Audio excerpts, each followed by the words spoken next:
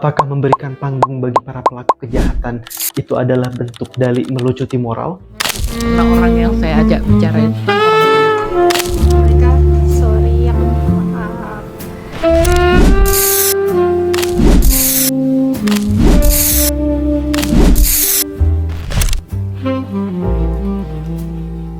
Isu kontroversial adalah sesuatu hal yang paling menarik untuk dibicarakan. Mengangkat isunya adalah bagian dari update atas berita-berita viral. Seperti misalkan contohnya, ada kasus perselingkuhan. Ada dua orang manusia, pria dan wanita. Mereka saling mencinta meskipun beda negara. Si pria ini saking mencintai wanitanya, dia rela meninggalkan negaranya dan datang kepada negara si perempuan tersebut. Singkat cerita, mereka pun menikah dan ternyata naas, pernikahannya kandas di tengah jalan karena si wanita tersebut melakukan tindak kriminal, yaitu perselingkuhan. Dan boom, ternyata berita ini viral. Netizen, audiens dan lain sebagainya itu dibuat geram saat mendapatkan informasi tersebut. Tapi pertanyaannya adalah, apakah kita benar-benar peduli kepada korban atau hanya menikmati ceritanya saja? Menjadi dewasa bukan hanya sekadar meninjau ini adalah sesuatu hal yang baik dan buruk, tapi ternyata lebih daripada itu. Menjadi dewasa, kita harus meninjau juga ini adalah perilaku yang bisa dinormalisasikan atau tidak. Dan yang paling penting adalah kita tidak melakukan sesuatu hal tersebut. Dan by the way, pelaku perselingkuhan itu sudah resmi ditetapkan sebagai kriminalitas di negara kita.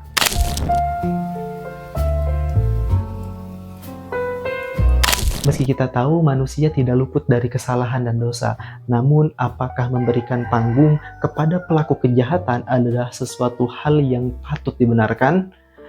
Apalagi yang kerap terjadi adalah memberikan panggung dianggap tren, menormalisasikan kejahatan dianggap netral.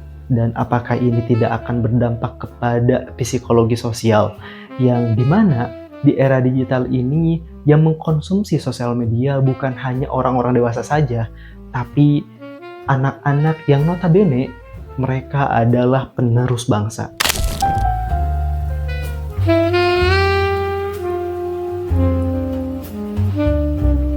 Dan ketika pelanggaran tidak lagi mahal biayanya, norma akan bergeser. Inilah yang disebut normative drift. Dan di Indonesia sangat amat tampak jelas drift ini terjadi. Hukuman sering tidak konsisten, hukuman sosial hampir nihil. Pelaku masih diberi ruang bicara seolah netral secara moral. Sebaliknya, di beberapa negara, public figure atau siapapun yang terlibat kasus korupsi atau kejahatan lainnya akan kehilangan karir, kontrak, dan reputasi. Ini bukan budaya kejam, tapi ini adalah mekanisme kontrol sosial yang berbasis rasa tanggung jawab kolektif. Akar ini dapat ditelusuri dari Confucius, yang menentukan bahwa keteladanan publik adalah pondasi sosial. Public figure bukan hanya sekadar individu, tapi adalah sebuah simbol. Namun, aku sering melihat orang-orang memaafkan tanpa akuntabilitas, lalu media dan podcast datang sebagai aktor paling penting.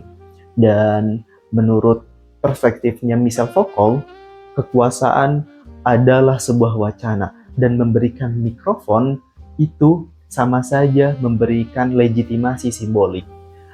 Ketika kejahatan diberi panggung tanpa konteks etis, maka sama saja seperti memberikan pesan diam-diam kepada masyarakat bahwa kejahatan bisa dinegosiasikan lewat wacana.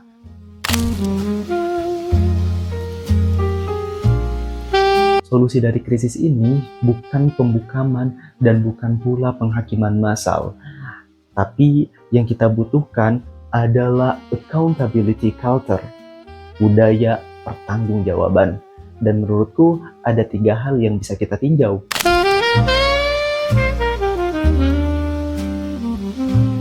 Panggung bukan hak asasi, tapi hak bermoral. Tidak semua orang berhak untuk berbicara di ruang publik. Panggung adalah sebuah privilege. Ia seharusnya diberikan kepada seseorang yang layak, yang bertanggung jawab, dan bisa menjaga nilai bersama. Semakin banyak dampak kejahatan yang dia lakukan, seharusnya semakin banyak juga syarat moral berbicara.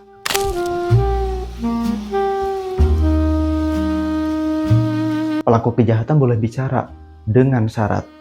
Boleh bicara asal tujuannya adalah edukatif, yaitu memberikan pelajaran, reflektif, yaitu ada sebuah rasa penyesalan dan rasa bertanggung jawab, yaitu tidak membenarkan dan tidak menormalisasikan. Jika isinya hanya curhat, membela diri, dan mencari empati, itu bukan hak bicara publik, tapi itu adalah eksploitasi empati.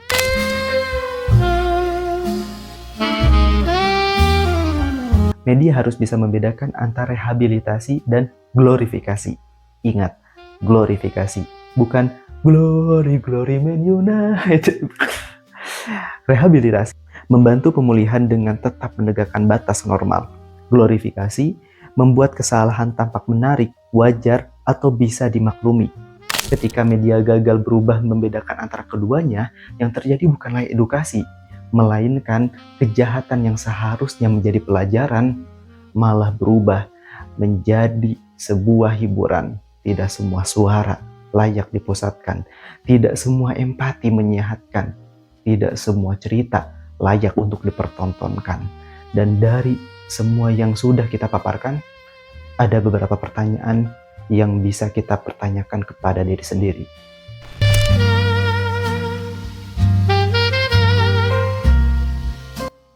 Ketika kita terus menonton dan membagikan, apakah kita masih bisa menyalahkan algoritma? Apakah rasa iba kita benar-benar kemanusiaan atau hanya emosi tanpa tanggung jawab? Apakah memaafkan tanpa keadilan adalah kebajikan atau justru bentuk kemalasan moral? Jika kejahatan tidak lagi mahal biayanya, nilai apa yang sedang kita ajarkan pada generasi selanjutnya?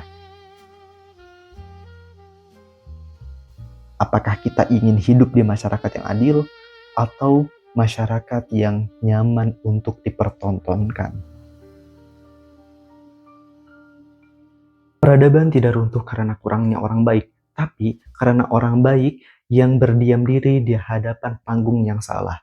Populer tidak selalu bernilai, viral tidak selalu bermakna, dan percaya diri tanpa kompetensi dan moral hanyalah kebisingan yang diberi mikrofon.